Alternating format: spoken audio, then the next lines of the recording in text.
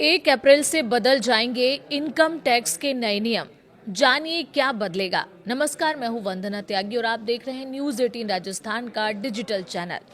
1 अप्रैल 2026 से भारत में नया आयकर कानून लागू होने जा रहा है।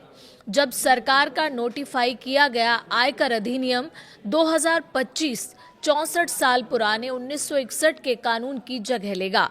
और खास बात यह है कि टैक्स स्लैब में कोई बदलाव नहीं हुआ है, लेकिन सिस्टम को सरल, पारदर्शी और कम विवाद वाला बनाने की कोशिश की गई है।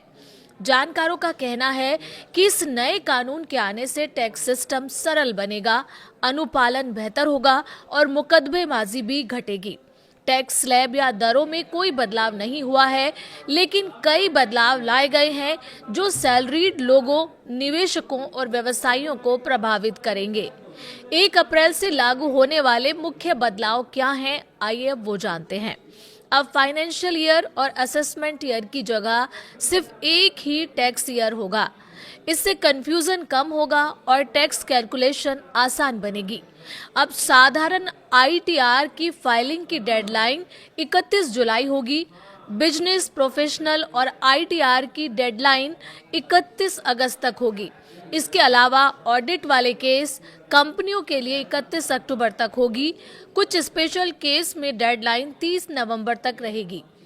रिवाइज्ड रिटर्न फाइल करने की समय सीमा भी बढ़ाई गई है। टैक्स ईयर के आखिरी से 12 महीने तक कुछ फीस के साथ रिवाइज्ड रिटर्न फाइल किए जा सकेंगे। एचआरए को लेकर भी कुछ बदलाव हुए हैं। एचआरए में राहत के साथ सख्ती भी आई है। बड़े शहरों में 50% तक छूट मिलेगी, लेकिन मकान मालिक की डिटेल देना अनिवार्य होगा। नए नियमों के तहत मुंबई, कोलकाता, दिल्ली, चेन्नई, हैदराबाद, पुणे, अहमदाबाद और बेंगलुरु में रहने वाले कर्मचारियों को सैलरी के 50% तक एचआरए छूट मिलेगी, जबकि बाकी जगहों के लिए ये सीमा 40% ही रहेगी। अभी तक सिर्फ मुंबई, दिल्ली, कोलकाता और चेन्नई के कर्मचारियों को ही 50% तक छूट मिलती थी। बाकी जगहों पर यह छूट 40% थी। अगर आप एक साल में 1 लाख से ज्यादा किराए का भुगतान करते हैं तो आपको मकान मालिक के पैन कार्ड की डिटेल जमा करनी होगी। कंपनी की कार और ड्राइवर से जुड़े नियम भी बदले हैं। नए नियम के अनुसार कंपनी से मिले घर की टैक्स वैल्यूएशन में कमी की गई है। निजी सेक्टर के कर्मचारियों के लिए अब टैक्सेबल वैल्यू शहर की आबादी पर निर्भर करेगी। 40 लाख से ज्यादा आबादी वाले शहर पर ये सैलरी का 10% रहेगा। 15 से 40 लाख की आबादी वाले शहर में सैलरी का 7.5% और बाकी इलाकों में सैलरी का 5% रहेगा। इससे पहले ये दरें 15% तक थी। इससे निजी कंपनी के कर्मचारियों का टैक्स घटेगा। कार के इस्तेमाल वाले नियम भी बदल गए हैं। कई कर्मचारी अगर कंपनी की कार का इस्तेमाल निजी या आधिकारिक दोनों कामों के लिए करते हैं तो 1.6 लीटर इंजन क्षमता वाली कार पर 5,000 हर महीने, इससे बड़ी कार पर 7 हर महीने टैक्सेबल वैल्यू मानी जाएगी। अगर कंपनी की तरफ से ड्राइवर मिला हुआ है तो इस वैल्यू में हर महीने 3,000 रुपए जोड़े जाएंगे। इसके अलावा कंपनी की तरफ से दिए जाने वाले गिफ्ट या वाउचर 15,000 रुपए तक टैक्स फ्री होंगे।